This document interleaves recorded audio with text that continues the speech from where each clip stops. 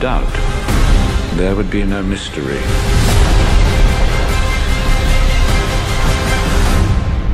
And therefore no need for faith. Gimana jadinya kalau pemilihan paus itu bukan sekadar ritual suci, tapi juga penuh intrik, ketegangan, dan rahasia gelap? Film Conclave ngasih kita gambaran yang memblowing soal itu. Saya udah nonton filmnya, dan ini film benar-benar bikin saya merinding banget sih. Kenapa? Yuk kita coba bahas. Jadi ceritanya, setelah paus meninggal dunia, para kardinal dari seluruh dunia itu berkumpul dalam sebuah conclave, yaitu pemungutan suara rahasia untuk memilih paus yang baru. Proses ini berlangsung di balik pintu tertutup tanpa kontak dengan dunia luar. Terdengar sederhana bukan? Tapi sayangnya jawabannya adalah tidak. Tokoh utama kita itu adalah Kardinal Lawrence yang diperankan Ralph Fiennes.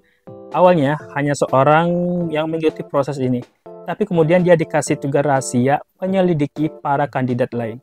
Dari sinilah ketegangan mulai muncul. Setiap kardinal itu punya agenda dan rahasianya masing-masing. Beberapa ada yang ambisius, ada yang penuh teka-teki, dan bahkan ada yang gak segan-segan main licik.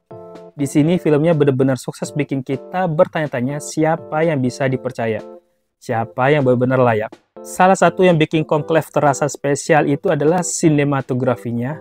Film ini berhasil menangkap kemegahan lokasi-lokasi yang mereka gunakan. Setiap framenya terasa besar, elegan, tapi di saat yang sama juga menekan.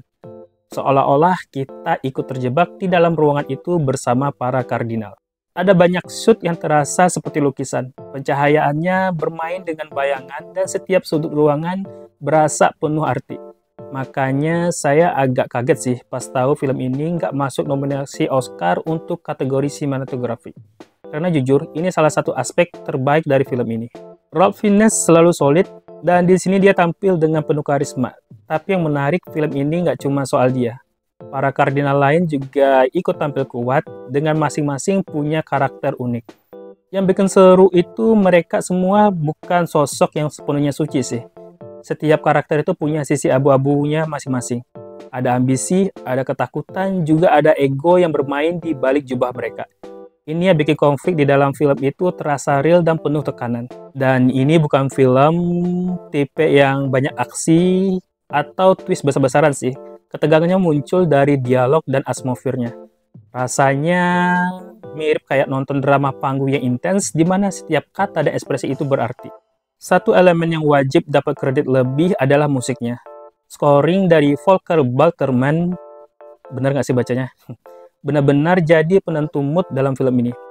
Musiknya bisa bikin kita ikut tegang, bahkan di adegan yang cuma berisi dialog doang. Soundtracknya membangun atmosfer ketidakpastian yang kuat, dan setiap kali pemungutan suara dilakukan, ada ketegangan yang makin terasa, seolah-olah kita sendiri yang lagi ikut dalam Conclave ini. Jadi kesimpulannya, Conclave adalah film yang penuh dengan ketegangan, akting yang luar biasa, sinematografi yang megah, dan musik yang mendukung atmosfernya dengan sempurna. Meski dramatiknya lebih terasa kayak drama panggung daripada film realis, tapi ini justru jadi keunikan tersendiri. Dari saya sendiri, beri rating Conclave ini rating 9 dari per 10. Ini film yang cocok banget buat kalian yang suka thriller politik dengan tensi yang tinggi. Dan buat kalian yang suka dengan sinematografi indah, ini juga bakal jadi pengalaman yang memanjakan mata banget sih. Kalau kalian udah nonton, coba komen pendapat kalian soal film ini. Jangan lupa like, share, dan subscribe buat review filmnya. Sampai jumpa di video review lainnya. Bye!